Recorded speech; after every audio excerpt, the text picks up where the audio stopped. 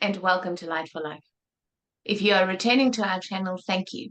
We value and appreciate you. Our aim is to shine a bright light on your inner splendor and assist to connect you to your magnificence via what we intend to be enlightened sharing, potentially educational and hopefully entertaining information, as well as encouragement for new perspectives. If you are new here, you are most welcome. We do hope that you will find our content highly beneficial and enjoyable. I am Liss. I'm a Science of Mind practitioner and a teacher of various healing modalities applicable to all aspects of the self and this life. And I am Lori. I am a holistic wellness researcher and educator. Welcome to Connections with Liss and Lori. We use the space to offer our perspective regarding multiple different topics that we certainly hope you find inspiring. Today, we are discussing the topic of empaths. And where I'd like to begin is with, on the one hand, the beautiful faculty of empathy and how absolutely essential it is for our personal evolution, our planetary ascension, the benefit of the collective. Nothing is more crucial in this age and at this time than exercising the faculty of empathy. And on the other hand, it's really, really toxic and very destructive manifestation as the identification of being an empath, and how at odds these two things actually are. And actually understanding why the one is evolved, enlightened, and beautiful, and the other is destructive, damaging, and dangerous. So, empathy is one of the highest frequency states of emotion that we can hold in relation to another. It is the vehicle through which our compassion flows. It is the way that we can understand what someone else has gone through or is going through, not just cognitively, but from our heart space. And that is the crucial kind of space holding that all healing requires, whether it's physical, emotional, or psychological. It is what creates the safe space, the soft place to fall, and that feeling of being seen and being heard and being validated. We cannot do without the faculty of empathy, and we should do our best to exercise more and more and more of it. However, identifying as an empath, someone who just has no control over the ability to connect to other people's suffering, other people's pain, other people's feeling states, other people's circumstances, and other people's energy. And is just constantly overwhelmed and overflowed with all of these various emotions, like a hurricane, a tornado, and a storm, in which the self is totally lost. Drowning would be the adjective that you hear most often from people who define themselves as empaths. So if it's not clear yet, I'm here to say that it's not a good thing. Identifying as an empath in that way is actually just a manifestation of a codependent trauma response. It's on the spectrum with narcissism. Narcissism is one end, and being an empath is the other. They would meet in the middle at the faculty of empathy. The narcissist has none and needs to move along the spectrum to develop the faculty of empathy, the empath is completely lost in all this empathy and needs to move back to the healthy balance of the use of the faculty. So that's my little introduction. I'm not sure what you think, Lori. I think you might have caused a ripple in some people's belief systems, and I think that's fantastic. That is one of the reasons why we're here. I mean, the conversation has to really be had, and sometimes the conversations nudge us along in a direction that we never even knew was there. I think a lot of people are going to be like, wait a minute, what did she just say? She doesn't think it's a good thing. Yeah. But if people also remember that we did an offering on energetic shielding, this one I think will go hand in hand with being completely consumed with the emotions of the world and not being completely consumed with the emotions of the world. I think every child who grew up to some degree or another is completely an empath, right? Because we grew up really needing a lot. We needed a lot of attention. We needed a lot of reassurance. We needed a lot of guidance. We were needy little buggers. But does that mean that we never evolve beyond the fact that we have a lot of feels and perhaps we can really relate to another child or another person who's crying, and that makes us cry?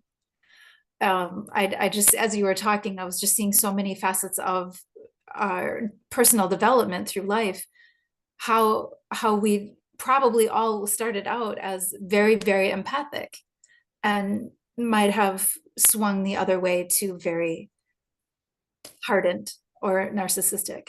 But I agree with you. The identification of I'm an empath can be a slippery slope. It can be very egoic, if I dare say. It can really feed the ego self and not so much the authentic self, to identify with some kind of label that they're an empath, so that justifies their erratic behavior or their... And you know what? Initially, it can be helpful. Mm-hmm. If you're coming out of that lived experience of just complete overwhelm, where you just have no idea that this isn't actually normal, that not everyone goes through this. And then you discover this thing called being an empath, and it can be your tribe, and it can become your identity, and you can learn all about it. And that can actually be helpful for a while, just to figure out, oh, wow, okay, I didn't realize that was what was happening. And oh, all right, this is how that works. It can be enlightening. Yeah. But that has an expiration date.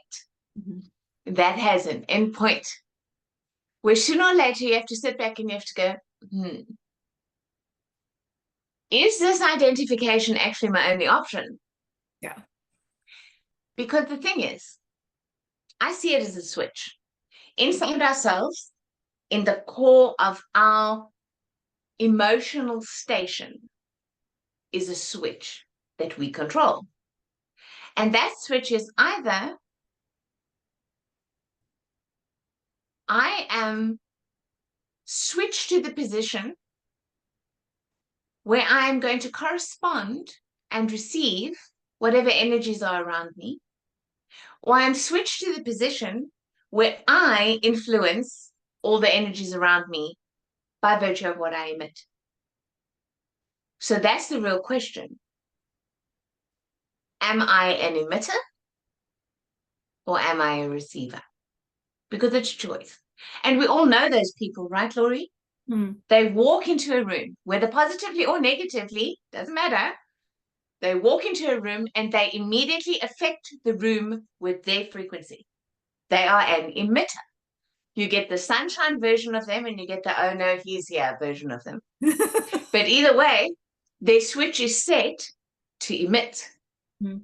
And then we all know those people who, if someone's just in a slight little mood, now you've ruined their day. Now their whole state of being has shifted. Mm-hmm. according to what someone else was going through.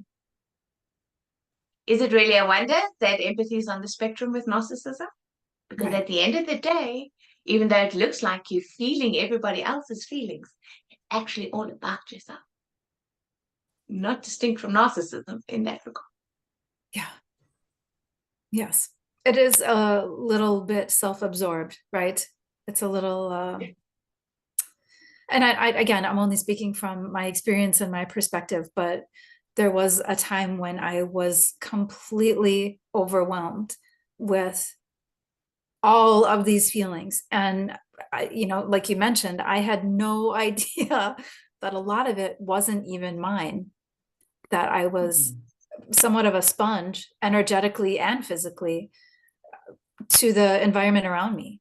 It was as though everywhere I went, I just absorbed all of these feelings. And I thought it was me.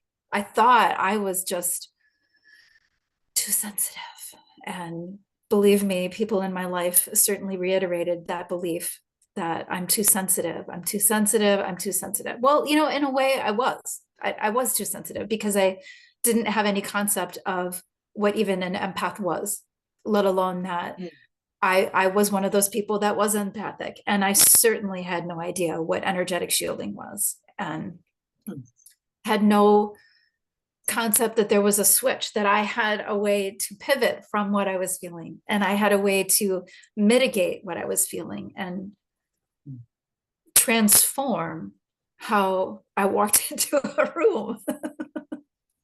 Yeah, exactly. Exactly. I had that my whole life too, Laurie. I was an extremely, extremely empathic little girl. And I was subjected to a lot of incredibly negative events and energies and feelings, more so than, without sounding narcissistic, but more so than most people I know, which is why I do the work I do. Exactly. Because my personal experience has qualified me in overcoming all of those things. But one of the things that were key for me when I was already very, very young was to embrace wholeheartedly the fact that I was so sensitive. Mm. I didn't wallow in it. I didn't make it a victim identity. I made it something I was incredibly proud of. I decided that, yes, you know what? I am too much. I feel too much. I'm too sensitive, and most people don't, and they can't handle it. But they can't even, by extension, handle how much I can feel. True. That's too much for them. So I made my peace with it, and I said, you know what? It's not easy. It's really, really hard to feel all this. But I know I wouldn't be me without this massive component of who I am. It makes me me. It gave me my big heart. It made me care about the things that I cared about. And so I owned it. And I learned not to be afraid of how much it hurt. Now, don't get me wrong, it never stopped hurting. Right. Until I understood what empathy was and how to protect myself. It still hurt. It hurt the exact same amount. It didn't stop hurting. But I learned to allow it to. I learned to just be okay with the fact that it was painful. Because I loved the fact that it made me who I was. So that was already a gigantic step forward. Instead of suffering under the pain, celebrating it. I think that's And not as some victim who's got more pain than anyone else, but just someone who has an ability to flow a profound amount of feeling and be okay with it. And I think that's what's eventually led to what I perceive as my greatest gifts now, which is my ability to truly energetically connect and my ability to truly intuit what it is that I'm connecting to. Yeah. So even the negative emotion and holding a lot of them, learning how to flow them, enhances your gifts, in my experience. Well, I couldn't agree more. I think that's a really essential point that I hope people walk away viewing this episode, understanding that what we feel and all of these experiences, they do make us who we are. And it doesn't have to be painful and awful and something to get rid of, but in fact, it should be embraced and accepted and appreciated. Everything that we go through and everything that we feel and everything that we experience makes us who we are. And if there's some discomfort in that, I think that kind of opens the conversation to what do we accept and what do we acknowledge and honor. It really isn't for our greatest and highest good. It really isn't for our benefit. But some of these things that do make us who we are aren't things to be ashamed of or frustrated with. I was on the other end of the spectrum. I was really frustrated that I was so emotional all of the time and that I felt literally every word that was said. And I was sure there was something wrong with me. And I set about fixing it. Yeah. So, you know, the pendulum swings, right? And here we are, other sides of the pendulum. And it did, you know, of course, I did eventually come to the point of, wait a minute, this makes me who I am. And like you said, this ability helps me understand people in a way that I probably would not have ever been able to understand others had I not gone through some of the challenges and had I not had the ability to feel so deeply. How could I possibly really sit with someone who is just bawling their eyes out? And you know, I guess in the new age world, they call it holding the space.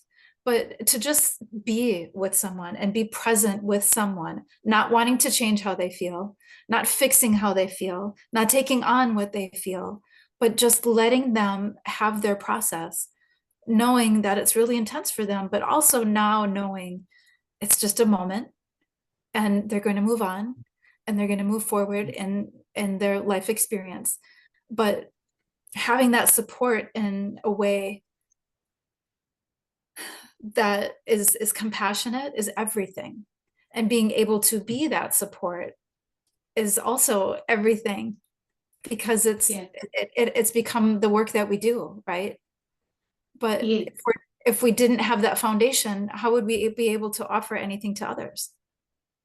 And one of the biggest keys that I can offer to people, in terms of the ability to do what you were just talking about, truly be present with negative states and to stay in compassion and non-judgment.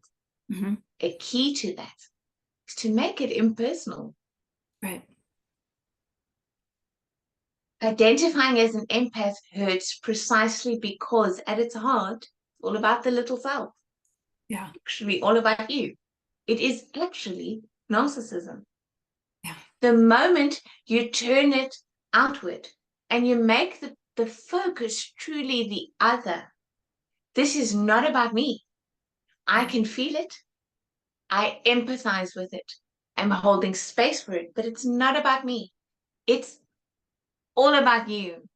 The moment you can impersonalize it like that, then you can feel someone's hurt without it hurting you. It's quite miraculous. Yes.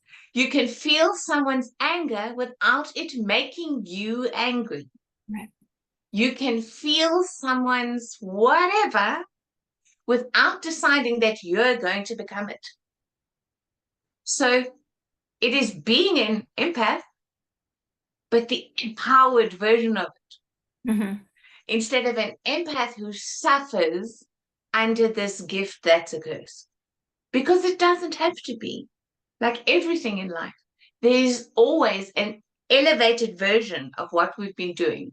If what we've been doing is negative or hurtful or painful, then there's a better way to do it. We don't have to get rid of it. We don't have to judge it. We don't have to be sorry that we have it. How do we evolve it? What does this look like when I elevate it? And that is exactly what this world needs so much more of right now. And so that's why those who identify as empaths need to become aware of what this incredible gift can be. Not just for them to experience, but for the world to have through them. And it becomes a joy. Right. In just our final moments, let's talk for just a second. What happens when we hop in that elevator and we go all the way to the top and look down? What can empathy look like for the world? My head is kind of exploding right now. In a good way.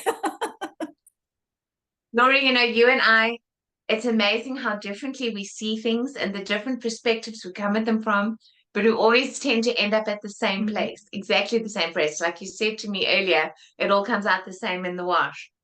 I'm not sure if this particular one will, because I'm not sure if the platform I'm going to go to up there is going to be even remotely similar to yours, but it's okay if it's not. Yeah. To me, the highest elevation of empathy is the true fleshing out of spiritual gifts that this world has not known since the days of Jesus. Mm. That is what it is, in my view. Developing intuition to the level where it becomes psychic. Developing telekinetic ability to communicate. Developing the ability to remote view and sense. And knowing when we don't know how we know, but we know because it's just clear cognitively received. Holding an intent for someone's best and something miraculous happens for them 24 hours later. Imagining someone healed and tomorrow the doctor comes with a different diagnosis than he had the day before. That I get goosebumps just saying it. Yeah. But that is my view of what empathy can become. Well, I might not have put the word empathy on that, but that's exactly the world that I envision as well. So once again, although we might have different words to arrive at the same place, ultimately, I think we almost always arrive at the same place, even though neither one of us really knows what the other person is going to say.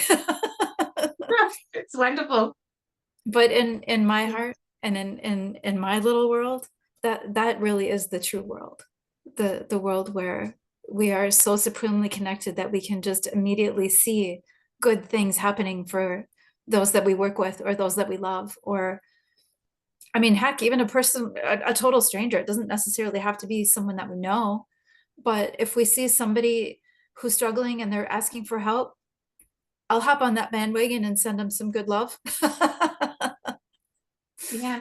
And isn't that how we walk on water? Absolutely. Isn't that what that meant to teach us? Yeah. And the admonition at the end of the day was not, love the ones who love you. Right. Love the ones who you think deserve love. Right. The admonition was love your enemy. Yeah. Yeah. And to me, that is that walking on water. When I can truly empathize with my enemy. Yeah. Then I've done it. Beautiful. Thank you for connecting with Light for Life. If you appreciate reminders, please go ahead and subscribe to the channel so you can receive those notifications. If you would like to work with one of us, you can find our contact information in the About section of this channel. Yes, thank you for connecting with Light for Life. Please share your insights, your questions, and your comments with us in the comment section below. We value your feedback. And we really hope that we will see you for our next episode. We upload one every Thursday. Until then, bye-bye and be joyful. Until we connect again, we send you love and light.